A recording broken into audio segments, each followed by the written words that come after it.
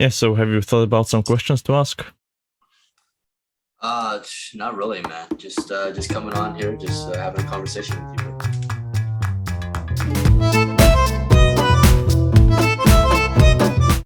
Hey, so this is actually the part of the podcast where I play the introduction so you know what the podcast is about.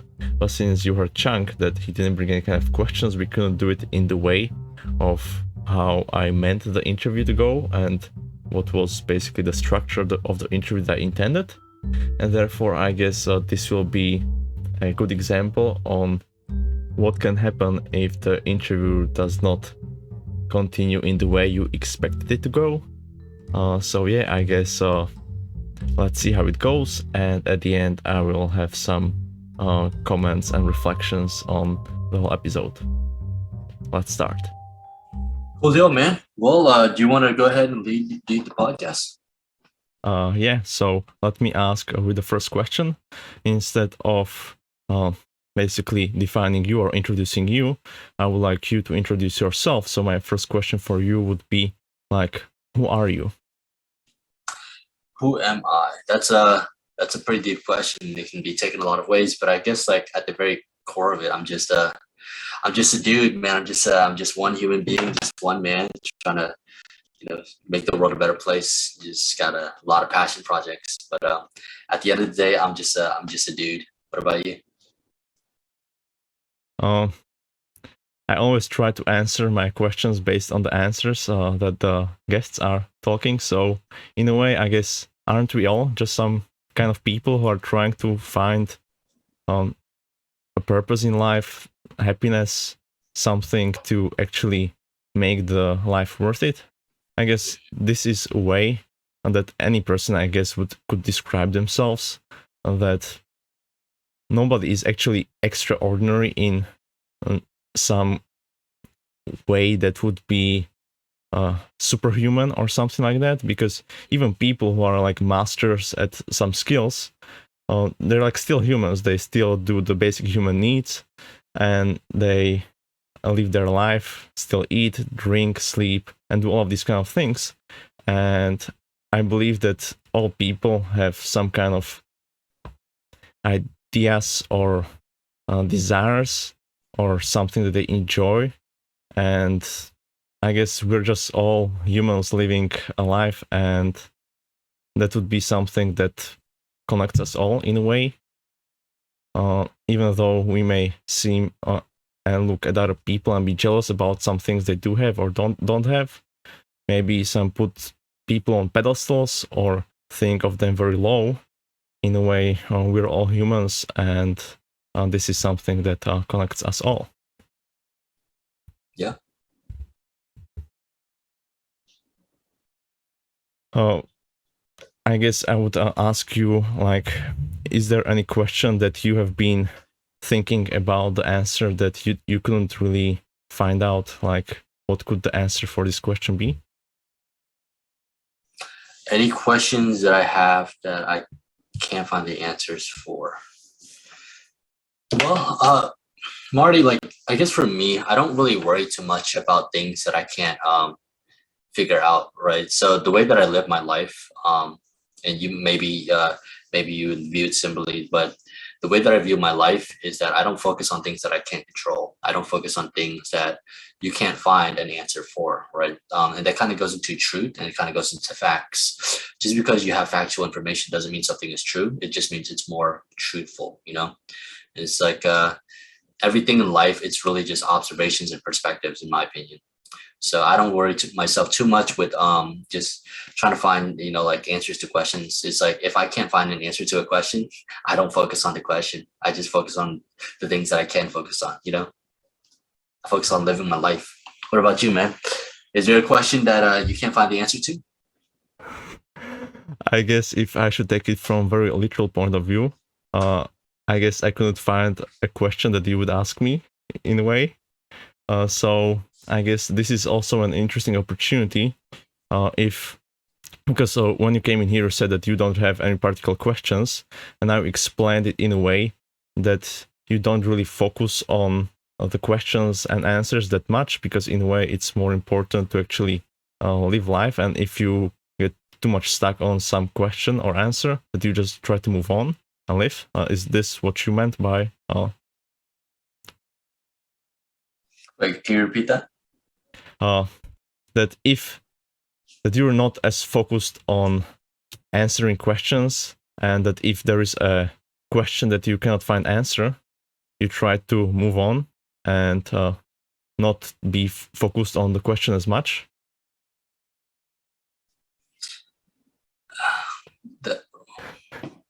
I don't know if I'm quite following that. Can you say that one more time? You said that there is no question that you would be focusing on that you could not find an answer to, that you try to rather focus on something else to live your life. Mm-hmm. So what would be the things that you are focusing on right now? Let me ask you it this way. What am I focusing on right now? Number one goal is just to focus on my YouTube channel. I have a lot of things that I want to do, but first I have to be able to quit my job and be able to fund my passion projects. So first, right now, I'm focused on my YouTube channel and focusing on helping out like my students right now. Of course, you're one of them. Just helping out the people that I'm currently working with before I sign any more clients, just focusing on building out the course. Yeah. What about you, man? What are you focusing on right now? I've been focusing on many kind of different things. So one was also my YouTube channel where I do on this kind of vlogs every single day. Then I'm starting this kind of podcast to actually start communicating more with others and be engaged in like this online environment, because that was actually one advice that you gave me during our discovery call that we had together. And in a way, if you really want to find your partner or people that you will get along with, friends and these kind of things, you need to put yourself out to the world. And even though I'm not very outgoing person in a way that I would go out and do activities externally, I'm more focused on the online environment. I guess you gave me this advice that still there is basically online communities and these kind of things where I can be more engaged in. So therefore, I thought that maybe even starting a podcast and interviewing people could be a way to get to more know people, maybe get engaged in the communities, or maybe just have some kind of chats and not be too serious about it. Because in a way, I think that it's easier to actually ask someone like, hey, would you like to do an interview with me? Where do I have this kind of podcast, we can talk about things and kind of like that. Instead, if I just came to them and said like, hey, do you want to chat? I think that if you put a meaning towards the things you're doing, I believe people will be more accepting or something like this towards the things you're inviting them towards. Like if you give them some kind of reason that kind of makes sense. Let me okay, so I kind of see. So you're kind of using this podcast to kind of develop your social skills. Also, yeah, and to connect with others. Yeah. So so first of all, Marty, I'm very proud of you. Good job on taking the advice. Very proud of you. Very proud of you for going all the way out to make a podcast. Now, like, let me ask you, how was your call? You had a call with Gabriel, right? Interview. Yes. How did that go? I think it went quite well, but I guess there are different kind of perspectives of how we could look at it. Now, if we look at it from the content point of view, then we had some very good discussions on philosophy and values and ethics. So it was very kind of intellectual kind of conversation, which some people may like and some people may not like as much, because people like different kind of things. When it comes to the technological kind of perspective, then there were some kind of issues with the quality of the recording. This is why right now we're trying something different to increase the quality. And when it comes to the purpose of connecting more with people, I guess that this may not have been fulfilled as much, since I already knew Gabriel, and therefore talking with him was not my first interaction or something that I could say that I kind of connected to more new people or something like in this kind of sense. So that is why I guess that, for example, with you, I would consider it more as connecting more with others, since I met you only like a week ago, maybe. I found about your channel, and then we had a few days ago the discovery call. Yeah. So I see still some kind of progress forward. Got you. Well, how about this, right? So this podcast that you have here, Ask Me, Ask You, I think it's a good start, and I think it's great for building social skills. So good job on that for taking initiative. If you want, I think because really what you're kind of, from what you were saying earlier, you're kind of trying to build your social skills, right?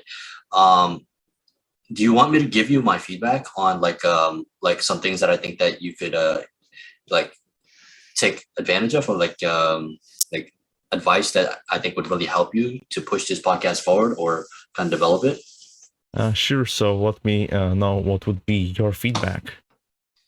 Yeah. So, and this comes from like, because I've been doing like quite a few interviews. When it comes to just social skills and stuff like that, something you always have to remember, it's not about what's in it for you, right? So if you think about, the discovery call that you and I had, I didn't really spend a lot of the time talking about my stuff. I didn't even really spend time trying to sell you on my course, right? And I didn't try to press you into it or anything. You kind of just bought it, right? The goal isn't, to sell you on my products. The goal isn't to, sell you on me. The goal isn't to tell you about me. The goal is to learn more about you and to see if I can help you. And that's kind of the way that I approach my interviews and the way that I approach my social conversations. It's about if you want to be what's called, if you want to be interesting, right? If you want to be an interesting person, if you want to have people like you have to do more for other people, right? So you have to be interested in other people. Now, when you're having conversations, it's not going to be a 50-50, especially if you're doing interviews with a podcast. Just unless you're at like unless you hit a very specific niche, or unless you are like at a very big subscriber base, a lot of people, especially like bigger channels, they won't come on your podcast and ask you questions, or like come prepared with questions. And that's not to like diss you or anything, right? That's just to help you. Because I've messaged people and I was like, hey, can you give me a shout out, stuff like that. Nobody cared about like me or my goals until I started promoting them, right? So one thing that I like, if you want my help with like like kind of telling you the stuff that I've learned about podcasts, I can definitely help you with that.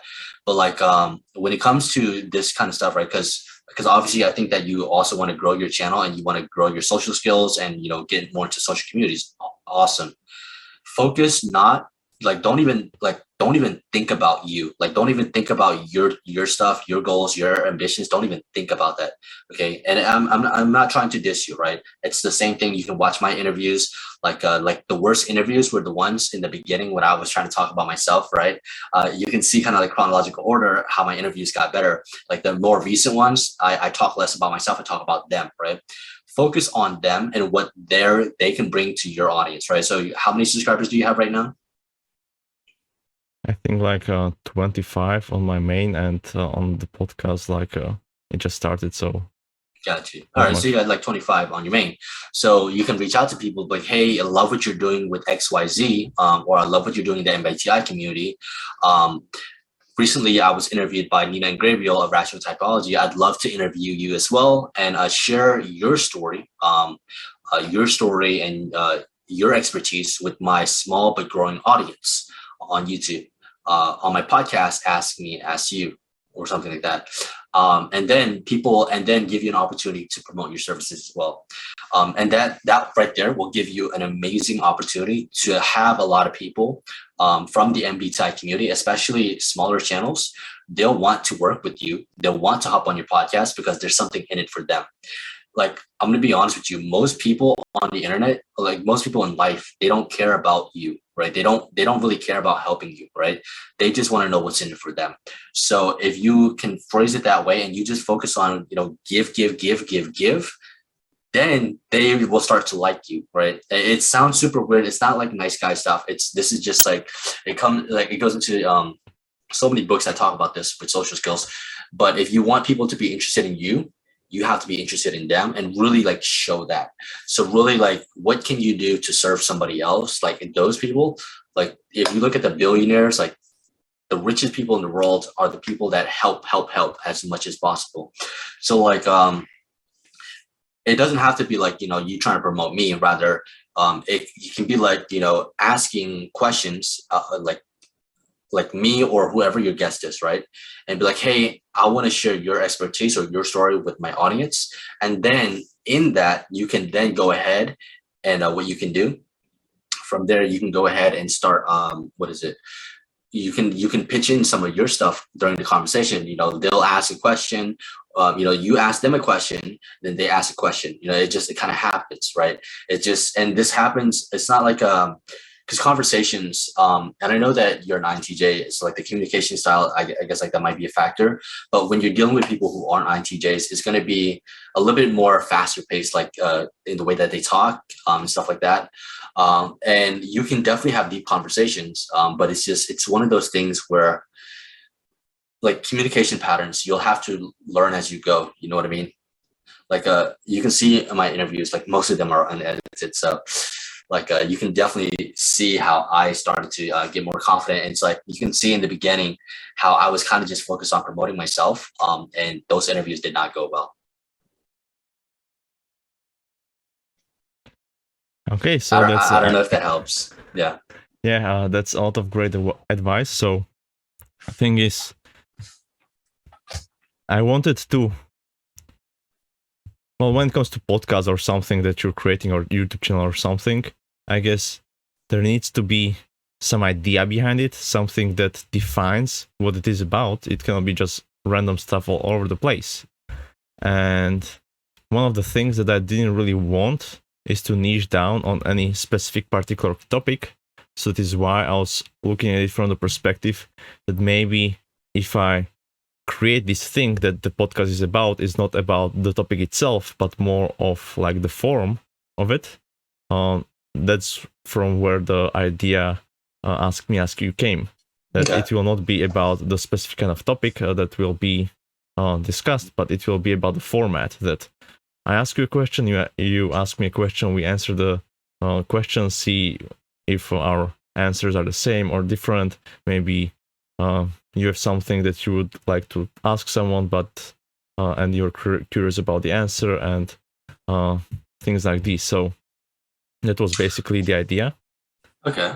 Like, what would you have to say about this? I think it's I think it's interesting. I think it could definitely work. So like the format, so it's like, okay, what we would have to like think about is how do we word it, right? So obviously you have the idea, and I think it's a good idea, but how do you communicate that idea to potential interview, like potential guests, right? So like how would you word that? The way of how I phrased this is that it's an interview with a twist, where the guest asks half of the questions in a way that they can bring their own questions, because in a way it's not only about providing answers. Sometimes, in fact, asking a really good question is what creates a great discussions. So therefore, if other people, those that I invite, could actually bring the great questions that they figure out from either the passion that they're doing or their expertise, then that has a better potential to actually start a good discussion, rather than me coming up with all of the questions that I think that may be good conversation starters. But since I am not actually the one who is expert in the topics, because that is why I'm inviting the other person, then I wanted to give them this kind of opportunity to actually participate in creating the questions themselves. Okay, so the thing about that, right? I mean, I think it's definitely doable. I think it's definitely doable. The problem is that I think you're going to have a lot of trouble getting people on your podcast or to even come up with questions. right? Because it kind of goes into what I was saying earlier. Like a lot of like, I mean, because think about it, right? You're still starting off your YouTube channel, and if you keep building your YouTube channel, I think you'd go very far. But the fact still remains, like you're not going to get a lot of people on your podcast if they have to do half of the work. Most people, like I'll tell you right now, most people aren't going to do the work. And I mean, Gabriel knew you. I knew you personally, so it's like most people won't. They won't come on your podcast, especially if they have to do half of the work. They don't want to. Okay, so you're viewing it more from the perspective that actually asking the questions is doing a work, and that it's easier just to come and answer my questions. That's what you're trying to say. That's what most people, I would say most people, yeah. Like if somebody had to like come on your podcast, it's just that, and bring their own questions to ask you, like it would be a lot of work for them. But like if you treated it like a conversation, right? If it's just a conversation, like naturally they're gonna ask you questions, right? It's just a conversation. That's why my interviews, I call them conversational interviews, because we're having conversations back and forth.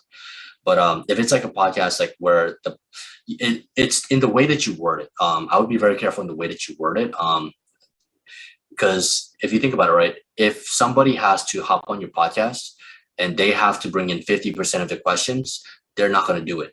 Like most people won't, especially people that are far bigger than me. Like right now, I only have like 500 something subscribers, but people that have like 20, 30, 40, 50,000 subscribers, they're not going to come on to a smaller channel that's still starting off. They just don't have the time, and I mean that in complete respect. I'm like trying to help you out. Yeah, sure. So what would be actually your advice for this? Like, should I just go with the standard kind of form of interviews that I invite them to come to talk about, or I find something interesting about a person, about what they're doing, and like, hey, I would like you to share this with my audience, which actually doesn't actually exist right now. Like, would you want to come and talk about your expertise or passions? And then I would basically be asking them questions that I believe would be able for them to provide some interesting answers or something like this. Yeah. I mean, that's how most podcasts are. And that's why most podcasts are built that way, is kind of because it just works. But so here's how I would do it, right? And first off, props to you for being able to take advice. Very, very proud of you for that. And constructive criticism. So what I would recommend is like I was saying earlier, focus on not what can somebody else do for you, rather what can you do for somebody else, and kind of frame it that way. And when you do that, because remember, these people that have subscribers more bigger than I, much more busier than I, right? And I'm already like super busy. People that have 50, I don't know, like if you've reached out to bigger channels, like have you reached out to any other channels? Not yet. Okay, like channels that, are you planning on like reaching out to channels that have like 20,000 subscribers plus? First, I had in mind to actually start to ask small channels, and then maybe grow from there instead of going straight to the big guys, because I guess they're busy and they're not as interested, or cannot even gain that much from, and they usually also have many people interested in them talking on their stuff. So yeah, that was my strategy. So this is a quick strategy that I can give you right off the bat. This is just off the cuff, right? And this kind of plays into kind of like a little bit of my strategy. What you can do is frame it around, like try to have like a noble goal, right? So if it's just come on my podcast so you can help me build my audience, nobody's going to do that. Like I've tried that, right? I've asked people to give me a shout out. They don't care. However, when you frame it around, come on my podcast so you can help me towards a noble goal, and I'll give you an opportunity to promote your services to my small but growing audience. When you frame it around that, people are like, oh, if I just come on here, I talk about what I want to talk about myself, answer these questions, and then one day I might get business or more subscribers as his channel grows, right? So you have to have like a noble goal. Now, my noble goal, I kind of developed it over time, but it's to teach healthy dating in the modern age. But with my interviews, it's not a podcast yet, right? So I have like 4 podcasts that I'm working on right now. I've got a lot of things that I'm doing. So my noble goal is teaching healthy dating in modern age, helping young men develop healthy relationships with beautiful women of character, but also with my interviews, it's also to learn from others and promote them, but also to teach social skills, right? That's why a lot of my interviews are unedited, and I edit them if my guest wants, but it's unedited for the most part. So it shows them, hey, this is behind the scenes. This is what people are actually like, because the podcast is very intimate, right? It's kind of like a fly on the wall. You're listening to a conversation. So one thing that you could do is like, I'm working on developing my social skills, and it takes a lot of confidence to admit that, right? It takes a lot of confidence. Not most people can say that, but I'm currently working on developing my social skills, and I'm helping others as well. And I'd love to have you on my podcast, building social skills, to just have a conversation or building conversations, just to have a conversational interview with me, to where I'll share your story and your life, and just your expertise with my audience in a conversational style format, to where we're kind of teaching social skills along the way, because I think a lot of people need to learn social skills, something like that. A lot of people are going to want to help people in general, but if you just come around, it's like, hey, come on my podcast to help me. It feels kind of too beggy-ish, it's like, I'm not saying that you're a beggar, that's not what I'm saying at all, but like it just, people won't do that, but if it's like a noble goal, then like oftentimes people will help, you know Yeah, I guess that if was that makes actually, sense. yeah, that was actually one of the things that got me interested about you, that you have managed to develop this kind of very clear message, and what you're trying to achieve. And I guess I've been struggling with that for a very long time, to actually focus down on something, and make it this specific, because I saw basically even the response on your channel where people are supporting you just because of your message. Like they're commenting just, hey, I'm just commenting just to help the algorithm promote you. Yeah. And I guess, like, what would be your best advice or maybe story of how you actually went on to develop this kind of clear message? Like for me, Yeah. well, okay, so what is my best, so like kind of like just like help you like maybe figure out how to come up with your own story, or like your own like clear message, you mean? I'm interested in how you Or how how you I figured it came out. to it, so that Okay. maybe I can see some patterns that I may be able to apply to towards myself. Okay, so number one, one thing that I always prioritize, above all things, it's really important to me, is authenticity. I don't like to be fake. That's why a lot of my videos are unedited, but I'm gonna have to start editing them, unfortunately, because everybody's like edit, edit, edit. But so what I would recommend, like ever since I was a kid, right, I used to be super insecure. So I literally have every single disadvantage stacked against me. Like I'm short, I'm Asian, and Asian men statistically are at the bottom of the dating food poll. I was always bullied when I was a kid. People told me I was too Asian. People told me, like I had squinty eyes and all that, right? All the racism, all the stuff. But then I had a lot of family issues at home as well, and then poverty and all that terrible, terrible stuff. But what I always wanted when I was a kid was a girlfriend, right? I always wanted a relationship, because when I was a kid, I didn't have good parents, and I didn't have like friends, so I was always extremely lonely. So I started to watch rom-coms, right? Romantic comedies. I started to get addicted to things like How I Met Your Mother and stuff like that. And as a result of that, I really wanted to have love. I just felt so lonely.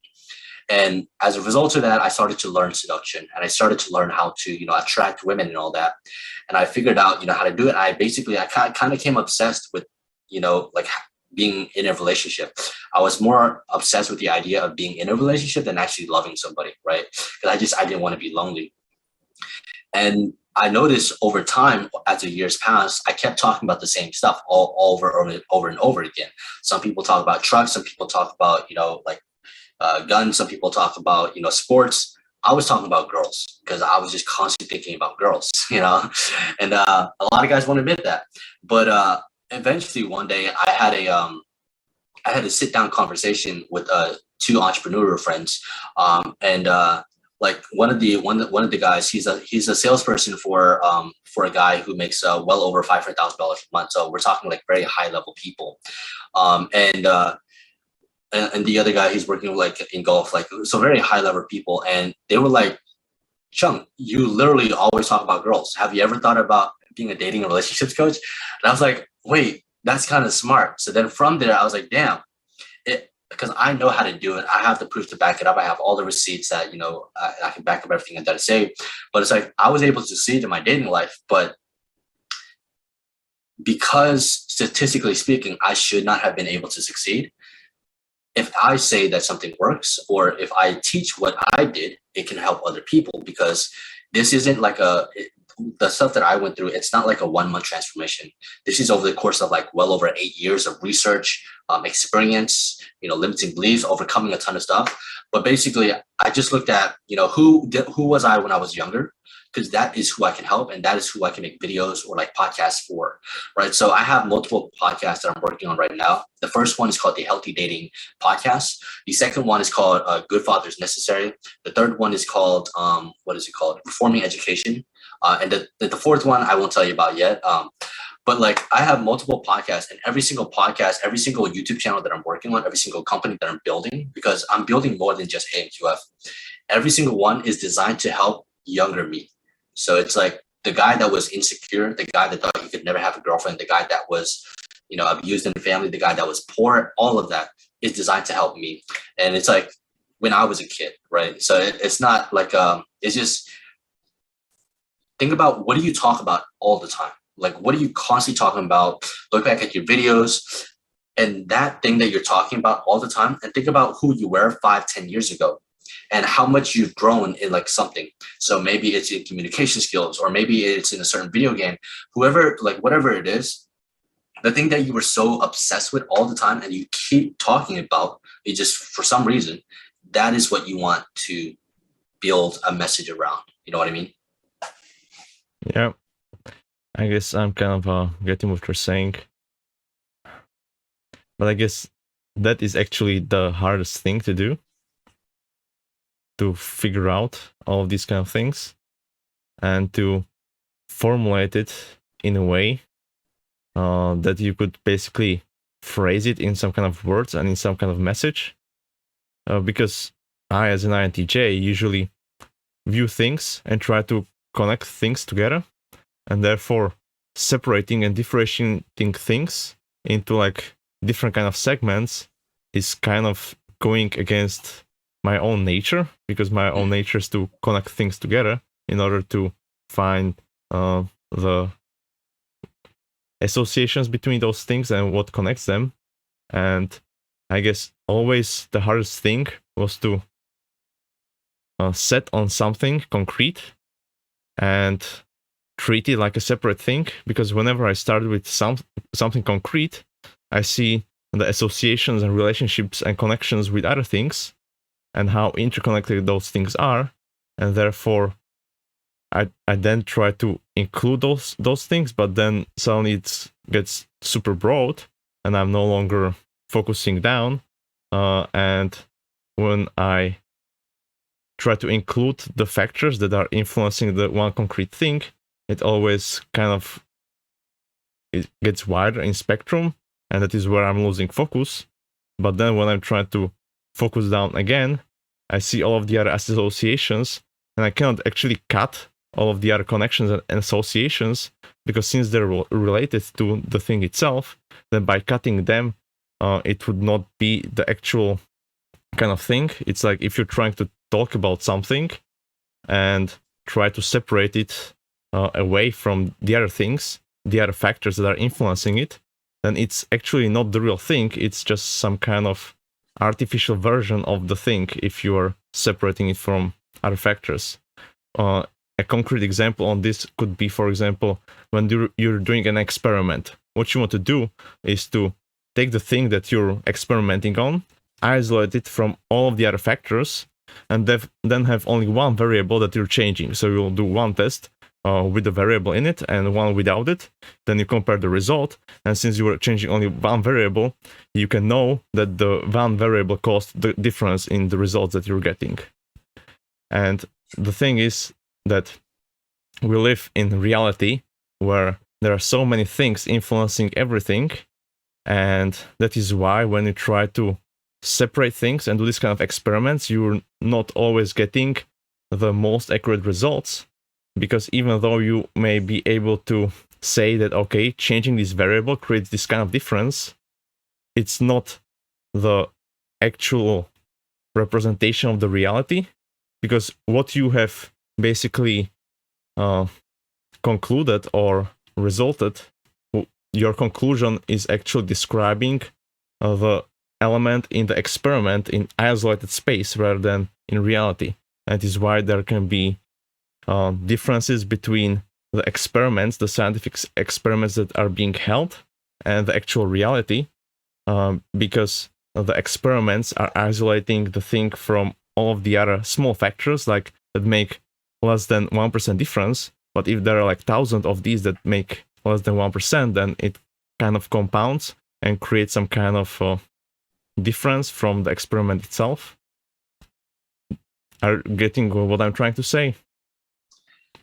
I mean, being completely honest with you, you kind of lost me, man. But I mean, from what I'm okay, so from what I know about you, right? Because obviously, and correct me if I'm wrong, but I think that, and this is something that I deal with too.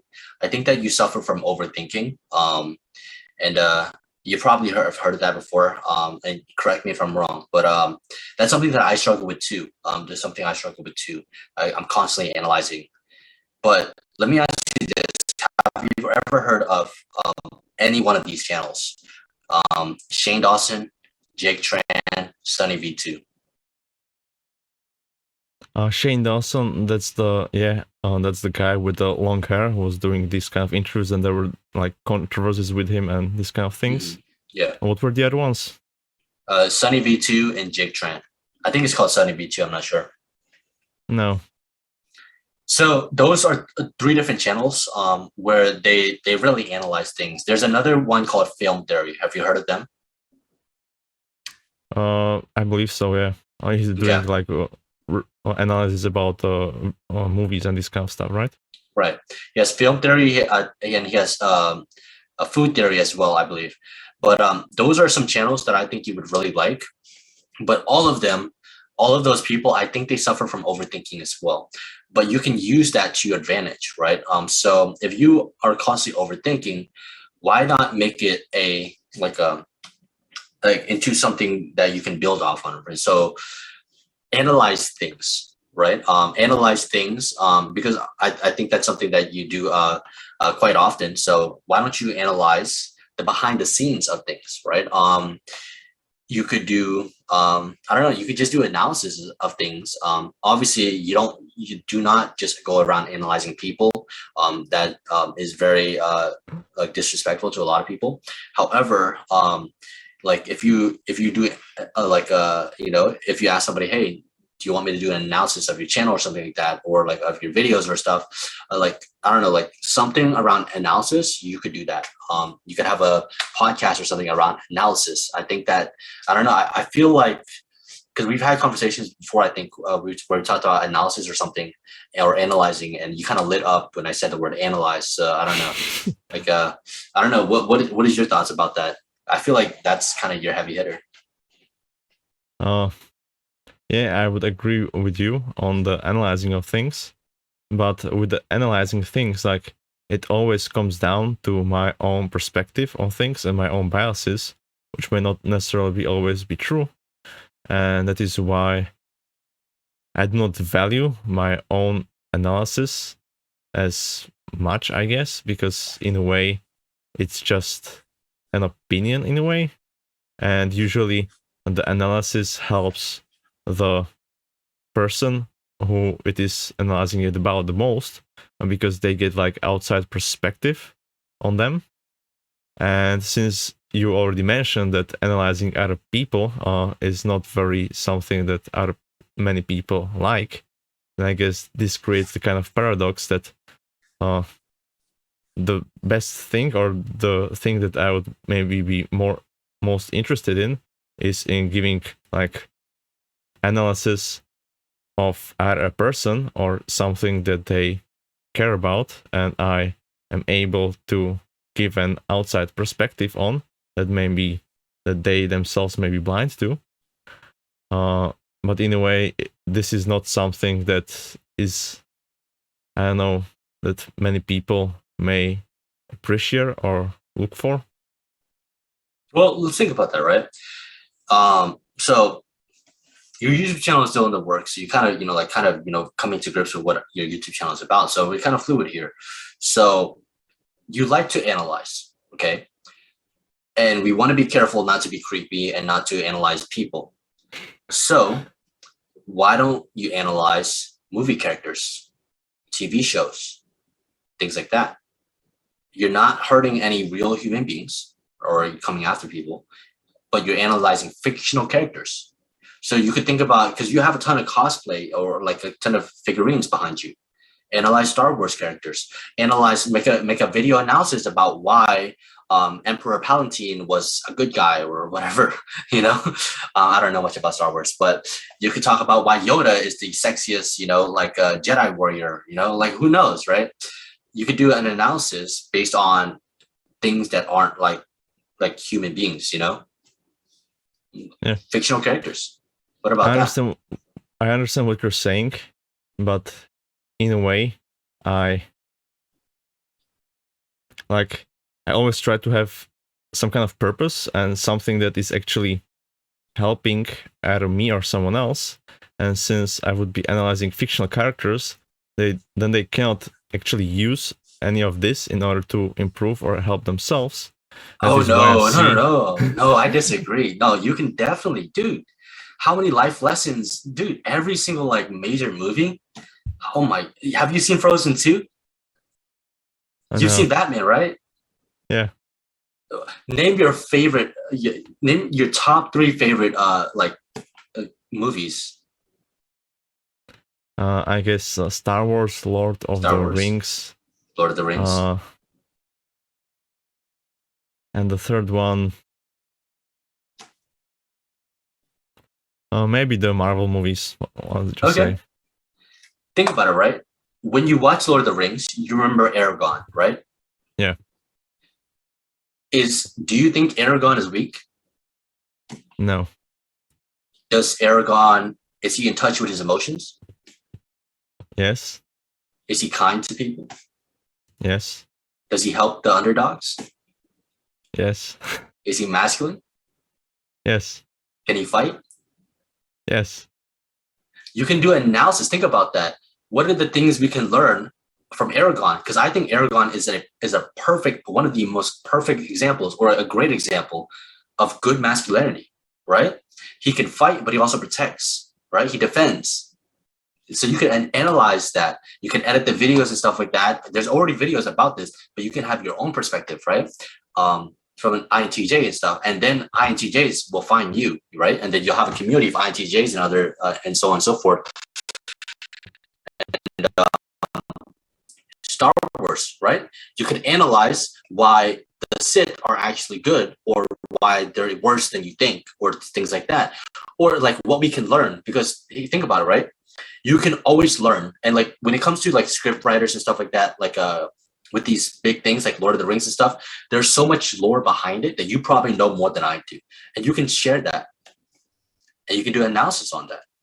And the people, and if you're authentic to yourself, make content that is good for your audience, your audience will find you over time. And then you can bring on the actual like script writers or the movie producers and interview them. Now, maybe you won't get Lord of the Rings right now, but if you get like a more of an indie, a short, like a small, indie film, and you analyze their film, and then you ask the filmmaker, hey, I would love to bring you on for an interview to see if my analysis of your film was correct. Or ask them before you do an analysis if it's okay and that you'd love to interview them. And what that does is it gives them a platform, it promotes them, but also think about it, right? When you have filmmakers or movie makers, right? Or scriptwriters, the amount of work that goes into making a film is huge. And like the amount of lore and stuff, they show this stuff, but sometimes they just want to talk about it, right? So you talk to the person who made Lord of the Rings, and it's not Lord of the Rings, but like a smaller Lord of the Rings. But like you talk to the person who made like the smaller Lord of the Rings, they're gonna want to talk about their stuff. You know, they're gonna want to literally just tell you everything and just allow you to analyze. Interesting idea. Yeah. I don't know. Maybe that helps. Yeah.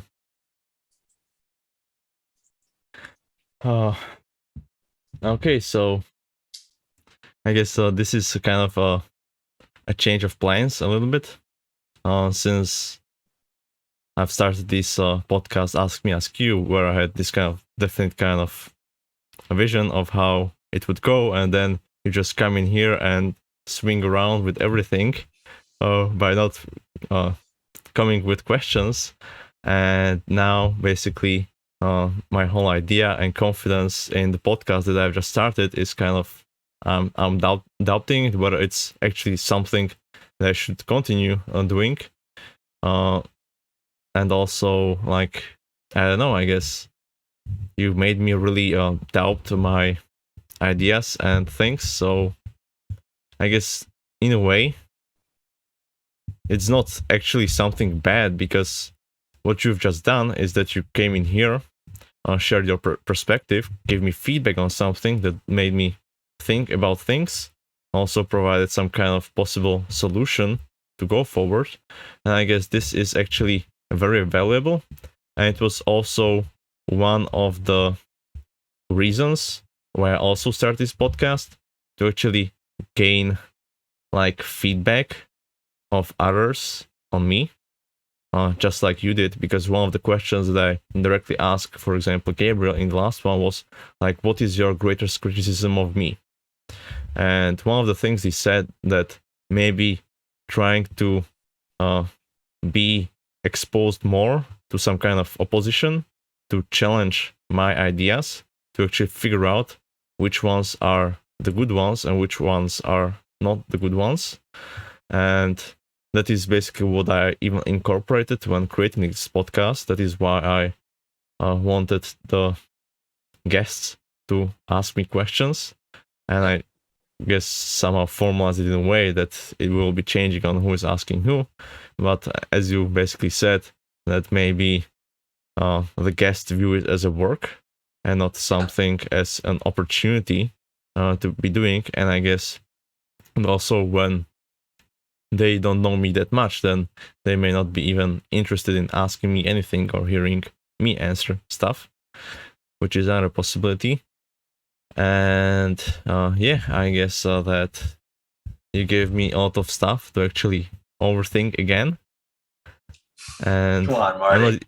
not I'm not even sure how to continue this right now. So I guess is there something that you would how would I phrase it? What is your message to the whole world? Do you have one? And if you have one, then what would you say to the whole world if you had the opportunity that everyone was listening to you? Got you. Well, first off, I want to say I'm sorry that I kind of shut down your confidence a little bit, but I think I respect you enough to challenge your thoughts, right? And I think that's something that you would admire, somebody that can challenge your opinions, right? I'm not here to bash you. I'm not here to put you down. I'm here to help you, man. Like I'm here to, like literally like what I just gave you. A lot of people won't tell you. Like I'll be honest with you, man. A lot of people, they'll just read your messages and they will never respond. They won't even reply. They will just be like, okay, move on. And I don't want you to have to go through that, because believe me, that was me when I first started my channel. I was trying to grow this message of self-improvement, of self-reliance. It's like I have this story that I need to tell the world, but it's like nobody cared. I reached out to so many people. Nobody cared, you know? So it's like, it's the way that you frame it is super important, because at the end of the day, we all have a story, but most people don't care about how can I help this guy. Most people care about themselves. So ask you your format, like where, it's like 50-50. I think it could work, right? And you don't know until you actually do it, right? So this is still early stages for you. I could be completely wrong. And if I'm completely wrong, awesome. That means you proved me wrong. Awesome. Either way, I want what's best for you. Okay. My advice that I just gave you, feel free to use it if not. But understand, like, you won't really know if my advice is true until you actually try it. But feel free to try my advice, see how it works for you. But like, understand, I'm not here trying to shoot down your confidence. I think that you have a really good story to tell the world, but you just need to work on crafting your messaging and your marketing. And understand, like, you probably saw a lot of my unedited videos. I made those videos unedited. I made 100 videos unedited, about 100 videos unedited over the course of well over 100 days, just so I could craft my messaging and get better. To think about how many videos have you made right now, and like, not just like rants, like how many videos have you actually put in time to like listen and craft and script and edit. After 100 videos, once you make 100 videos, dude, you're gonna have a better understanding of who you are, and you're gonna see, what am I constantly talking about on these 100 videos, like I was saying at the beginning. From there, I'm telling you, dude, you will have the clearest understanding of who you are and your messaging. Because if you look back to my very first videos, and like all of them, like, kind of taken down right now, like my very first videos compared to my most recent videos, the very core goal of helping the world is still there, but the way that I'm going about it is completely different. I don't know if that helps.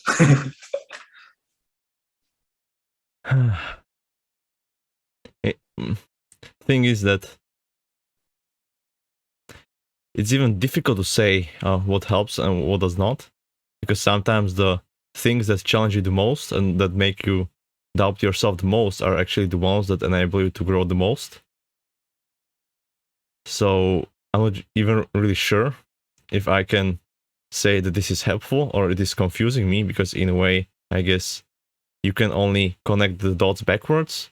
So right now, all the things you say, because you've just said them, I don't really know how helpful they are, because the value of things usually can only evaluate when looking from the present to the past, like back to the past, because I guess that's when you can reflect on things and actually compare them to the real reality of what happened. Because the thing is, when you're thinking about stuff and you're daydreaming, projecting into the future, it is all based only on your theories and assumptions. So I can say that, oh, your advice was the best thing that I just received, but tomorrow I can just forget about it and it will not be true. So I guess the only way to actually say if what you said was valuable or not is in the retrospect, in reflections. So I guess I cannot even say if this was something helpful or not. I guess we're just gonna have to see. Yeah, it comes with time, but something that might be useful is to play back this recording, see, like, actually take some time to think about what I've said and really consider the message and try out the advice. Just see if it works, right? But also something you can do, send this recording and the advice that I gave you on this recording, like word for word, to a friend that you trust, that will give you the time, that will actually see it, and ask them if they think that the advice is good. And make sure it's a friend that knows what they're talking about. Okay, you don't take advice from a friend that has never had a podcast or never had a YouTube channel. So it could be Gabriel, Nina, who knows? But ask a friend that already has a successful YouTube channel or podcast that is bigger than you and maybe even bigger than me, and ask them if my advice is true. Yeah. Yeah. Yeah, I hope this helps, man. But yeah, I mean, I'm not here to try to bash you. I'm not here to try to, take you down. I want to help. I'm trying to help you, dude. Yeah. Yeah. Yeah, dude. Anything else? I guess I'm kind of speechless, so I'm not really sure what to say, how to continue. Yeah. And actually, tomorrow I have already scheduled the next interview. And Nice. since you just gave me this kind of feedback, I'm not really sure whether to change some things or what to change and how to actually proceed with this when it's already tomorrow. So, who are you interviewing? Eric Thor. Okay. What does he do? He's a YouTuber on MBTI and psychology. He's talking about these things. Okay. How big is he? 30,000 subscribers, I think. Nice. Do you know what his MBTI type is? He had this kind of thing where he was questioning, but I guess he settled on INFJ. He started as INFJ. Other people were saying he's mistype, but in the end, he kind of resulted or concluded on the INFJ. Got you. How about this? Take some time to rewatch this like little call here. And remember, my advice is just advice, right? I could be completely wrong. I'm not the world's best expert. I could be completely wrong. But just try out your strategy. And if your strategy works better for you, awesome. Because you don't have to do what I tell you to do. Because I'm a dating relationships coach. I'm not but like see if, just try it out, Like there's no harm in trying. Try your strategy, try my strategy if you want. It's completely up to you, Like you don't have to do my strategy, like that's in my videos. I constantly tell you, be you, don't be me, be you, be the best version of yourself. So I mean, hell, if you can make a YouTube channel that's bigger than mine and more successful than mine, fuck it, do it. It's not about just following Chung's advice on every single thing, because I don't know everything. Yeah. And ask Eric about my advice if you want. At the end of the call, be like, hey, I just had a quick question. What did you think of about the way that I reached out to you? Like, is there a better way that I can reach out to people in the future? Or, like literally you can ask him that and then see what he says. You're not even asking him if my advice is just asking him how you can improve your messaging. Yeah. I feel like I kind of lost you. Yeah, I guess so. Now I guess so we're already reaching like a 1 hour mark soon. So I'm kind of all around the place right now. I will need to go watch this like multiple times to actually get down on the ideas and overthink about everything. Do you write down in a journal? I do something different. I do visual journaling. So basically, I don't write down by writing. I every day have like a picture where I include the images and things that happen to me, and that I basically use as a visual kind of storage of information. Because the thing is, you can read much faster by looking at images than by reading through text. Because if you write one page, whenever you want to read what's in there, you need to read line by line. But image you can absorb and read as a whole just by looking at it in less than a second. So that's why I'm kind of doing this kind of visual thing. Yeah, I've never heard of that, but I mean, if it works for you, awesome. But yeah, I mean, yeah, dude. Like my advice is just advice, dude. I don't know everything, so it's just advice, man. Like, don't let me just completely change your strategy. Like do whatever you have to do for you. But like, how are you on the course right now? Because we haven't had our first mentorship call yet. So when do you want to schedule that in? I think I went through on the videos that you've posted, and I'm not really sure if I even have anything to ask you specifically, because I believe it may be actually way too early to have this kind of call. Yeah. So and since we had the discovery call quite recently, it's not even a week, I didn't really have that amount of time to actually implement what you're saying. So this is why I guess it would be more valuable or better to not to try to go into the next call immediately, because we will not be able to discuss any kind of results since there was no time to actually gain any results with the advice that you told me last time. What do you think about this? I got you. Yeah. So yeah, let's have a call. Let's aim for next week. Just schedule it whenever you're ready. I think you have the link. But just let's have a call next week. Let's aim for that. But yeah, I've updated quite a few videos. When's the last time you checked the course? 2 days ago, I think.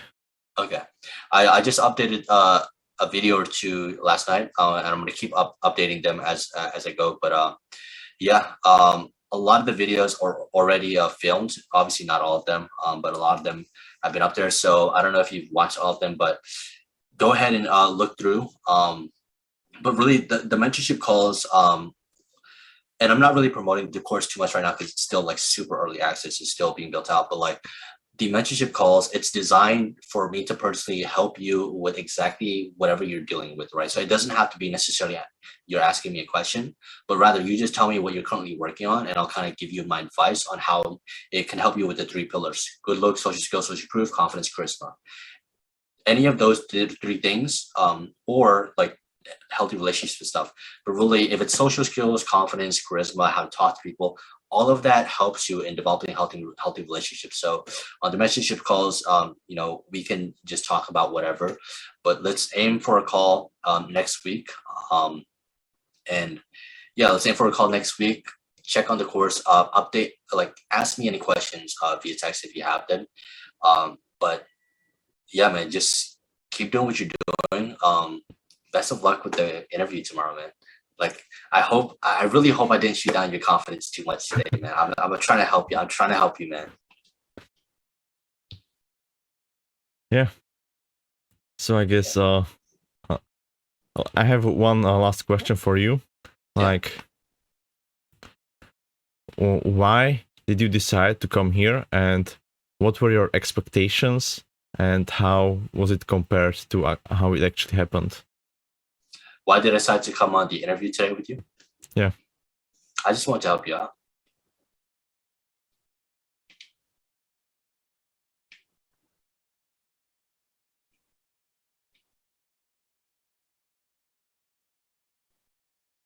And I guess the reason why I actually decided to came was because we already had this kind of relationship with the discovery call that I signed up for a course on these kind of things. So I guess if someone else just asked randomly to come on their podcast to talk about stuff, like would you do the same or not? I probably wouldn't. I just don't have the time for it. Okay. Yeah. I mean, kind of like I was saying earlier, I should be asleep right now. Like, I don't know. I was like at the doctor's today, so it's like, like I literally got home. I was driving 4 hours today, and I was like, I got to be home so I can help this dude out. So it's like, yeah, I just, if somebody else was to like invite me to a podcast where it was like I had to bring the questions and stuff, I wouldn't come on the podcast. It would be a waste of time for me. Yeah. So I'm just trying to help you out, brother. Okay. So I guess thanks for stopping by.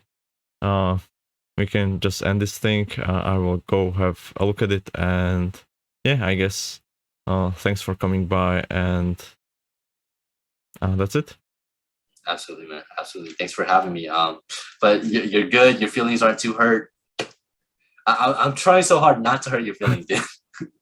I believe that it's not about the feelings. It's more about like my strategy and these kind of things. Because what I usually do is that when I throughout the day get overwhelmed with too much information and I cannot process it as quickly, then for the rest of the day I'm kind of more or less confused or all over the place. And then when I take a shower and think about all of the things, then on the next day I am more like focused or aligned or have a clear mind. So I guess since observing this pattern, it is not something that I would be very worried about right now. I guess I just have to think about all of the things. I got you. Yeah. Yeah. Do what you got to do. And remember, keep doing you, man. Keep leveling up. Keep improving yourself. And if you keep working on this podcast, man, I'm very confident that it's gonna go very high places, man. Just keep up the work and keep improving, dude. You got this, Marty. Okay. See ya. All right. Have a good day. Bye. To learn more about Chung, make sure to visit his channel AMQF Dating and Relationships. So things obviously didn't go as planned, but is it actually good or is it something bad? Because in a way, things will never go exactly as you plan, and you will always encounter situations where suddenly you will get punched in the face and your plan will no longer be relevant. And I guess this was one of those kind of punches where I was completely off balance, because I had some kind of vision of how this interview should go, but it didn't go that way. And one of the things that Chung said I took very seriously, and that was the thing of trying to make the podcast more conversational and not be so focused on making the guest bring half of the questions. Just like Chung said, that it may seem more like a work than a benefit. So that is why with my next interview with Eric Thor, I try to do it more conversational kind of interview. And if you're curious about how it went, I guess you better go and listen to it, because here's a short clip of how it went. Who are you? Why did you decide to start this podcast? Like, what kind of people are you looking to meet? It almost sounds like you have an ideology around questions or a philosophy around it. Like, where does that idea come from? What would be your perspective on the question on the meaning of life? I've been thinking about this question my whole life. So can you tell me more about flow code, what it is and how you do define it, and how can it help you? Let's try to talk about personality psychology from the perspective of what values we have, what interests we have, and what gives us energy and what motivates us. The flow code is really that. Values are very important. Like, do you have any kind of suggestions on how people can come to find them, or better define them, or gain clarity on them? The number one thing I do say is, if you have no idea, if you're absolutely lost, I have no idea what I want, I have no idea about anything, just go out and do anything. Honestly, just try whatever, So I wonder, are you a person that changes very quickly? And would you say that you're a person that finds it easy to adjust your behavior or learn new things? My question is, do you think that if you would limit yourself to only thinking in words, you wouldn't be able to be as creative? And you need images and symbols and charts and visuals in order to be truly creative. That makes me curious, because I've thought a lot about visual spatial intelligence in the past. Would you also say that you're a person that doesn't think in words? So I guess, do you have any kind of closing thoughts? This was a fascinating discussion, and you made me think about several things: justice, visual spatial intelligence. So I'm gonna think about those things, and I hope we can have more discussions like this in the future.